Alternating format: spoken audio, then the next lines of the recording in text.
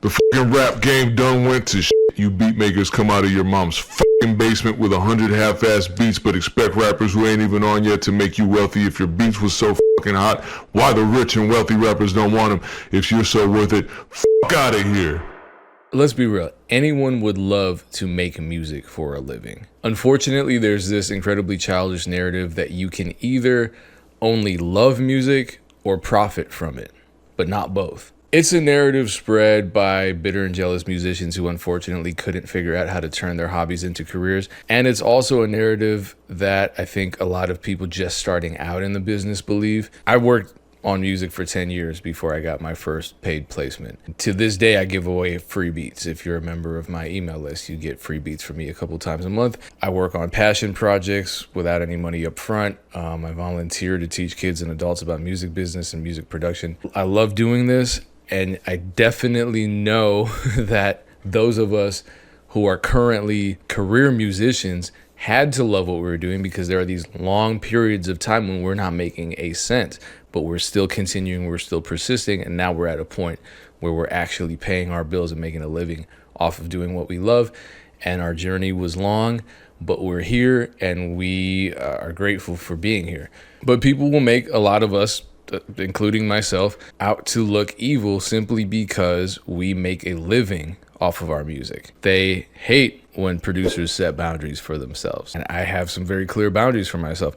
One, don't lie to me and don't waste my time. I think that's fair. I think that's reasonable. But making music for a living is a dream. It was my dream job, and now it's my actual job. And it's amazing. And hopefully I can help more people experience that for themselves. But a lot of people just can't get out of their own way. It starts in the mind. If you don't feel like you're deserving, or if you feel that getting paid for your talent somehow makes your talent less legitimate, less valid, you've sabotaged your own progress already. A lot of people just don't even think it's possible. A lot of people think that their music is tainted the second they start making money off of it, and they call everyone a sellout who's actively working as a musician. And a lot of these people aren't making a living off their music, and they feel like nobody else should. This really doesn't happen in other career fields. People aren't showing up to an HVAC office and cussing them out for not installing air conditioners for free. But people are certainly telling producers to work for free. In fact, people are calling producers evil and sellouts for not working for free. And I know damn well that the very people calling producers greedy for not working for free are certainly not showing up to their 9-to-5s and accepting $0 paychecks. Everyone deserves to make a living. That's my stance. So I had another tweet go viral. And in this tweet, I spoke on a situation that comes up a lot. And I've made videos about this before. This one in particular got a pretty mixed response. So this content just writes itself. A gentleman reached out to me. He responded to an advertisement, a beat ad that I was running on Instagram. He asked me about a particular beat that I was advertising. Now, I pay for these ads. I pay, I don't know how much, hundreds, thousands of dollars a month to run these ads. He asked me about a particular beat. He said, hey, can we work together on the Ross track with the hook? Now, this isn't just my beat. It has Federo on a hook, so it's a collab. And obviously Federo has to get his money because he put in his work. But I was willing to cut the price in more than half for this guy because he reached out. Look, I'm not a jerk. I want to work with artists, and I want to make my beats accessible. I want to make them affordable for artists. But I also like being direct and honest in my business. So I'm not here to manage people's emotions. I'm not here to waste anybody's time. Let's just figure out how we can make this work. That's my mentality in these types of interactions. But then this guy offered me a deal. I give him my beats for free, and in exchange, he gives me 100% of his distribution royalties from streaming. Now, the distributor collects master royalties, which accounts for about 56% of what a streaming royalty pays in total, which is roughly 0.0035 cents per stream. So when someone makes you this kind of offer, you have to weigh your options. I weighed my options by checking out how many streams he had on Spotify. Unfortunately, he had fewer than 300 monthly listeners. So if that's his average across all platforms, he's making, and this is a generous estimate, this is a very liberal estimate, he's making about $5 a month off of his entire catalog total. And so he would be paying me about 1/20th of that. Sounds like a good deal to you? No, of course not. And if you said yes, you also hate being treated with respect. If someone is selling a car and you offer them a baseball card in exchange for that car, do you expect them to look up the value of that baseball card?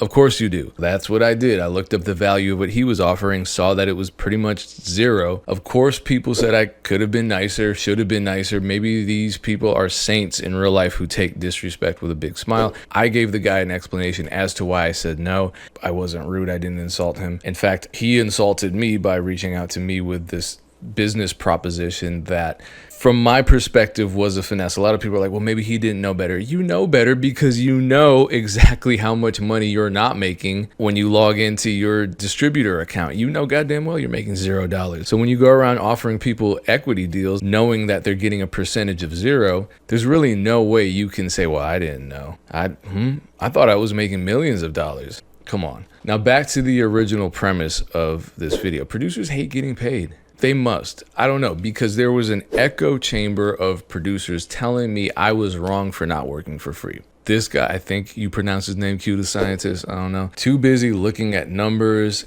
listeners, and followers, shaking my head. Wow, not what could be, but listeners and followers. This era of music is a joke. Yeah.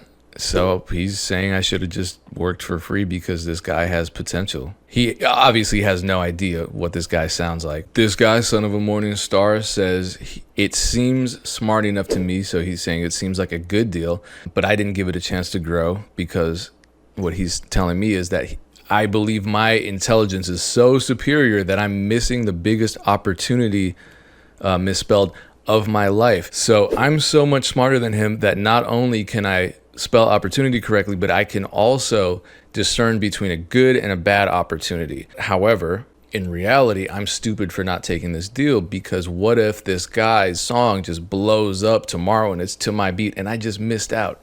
Shit. There is this fear of missing out affliction plaguing so many of us. We're afraid to say no to bad situations because we're afraid of missing out on the potential that that situation could offer, even if it's the tiniest, virtually non-existent percentage. Now I'm going to do exactly what the guy on Twitter said I shouldn't do, which is look at some numbers, because only idiots look at data. Real producers, smart producers, simply say yes to any proposal offered to them in the DMs. Me, I'm a fool, I'm a sucker, I'm an idiot, I'm a sellout, so therefore I'm going to go check some numbers and share those numbers with you. First of all, 100,000 new songs are uploaded to the DSPs every day, according to Variety magazine. Nearly 25% of these songs get 0 plays.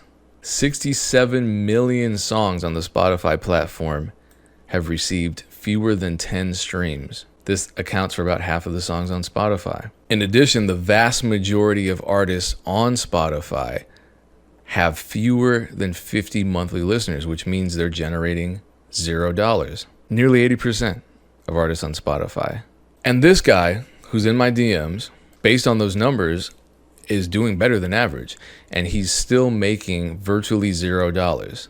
But these producers on Twitter are convinced that I missed the biggest opportunity of my life simply because I didn't send him a free beat. And that is how a child thinks. And holy shit, this guy needs to learn how to use punctuation, because this tweet is ugh. I'm 15 years into the music business. Only a fool doesn't learn from experience. I'm more resourceful than I was when I first started. I understand data better. I don't take gambles, I take educated risks. This is why I don't play the lottery, but I do invest. Playing the lottery is a risk. Investing is a risk. Which one is smarter? There's a difference between taking a stab in the dark and making an informed decision.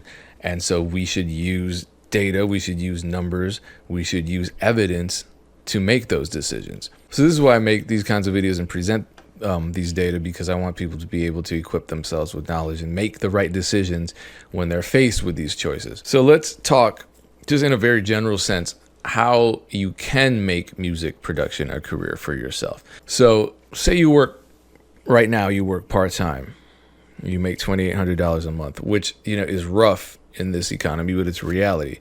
What if you made an additional $1,200 off of music, off of selling beats online, and you could round it up to $4,000 a month? Because you just went from a little over $30,000 a year to nearly $50,000 a year. My advice, and I want to zero in on this more with my course, I'm kind of working out how I want to word this. I would take $1,200, the amount of money that I want to make extra a month, and divide it by 30 days per month. So what do we get when we do that? We get $40. That means to reach that goal, we have to make an average of $40 a day off of beats. So what can we do to reach that goal every single day? $40.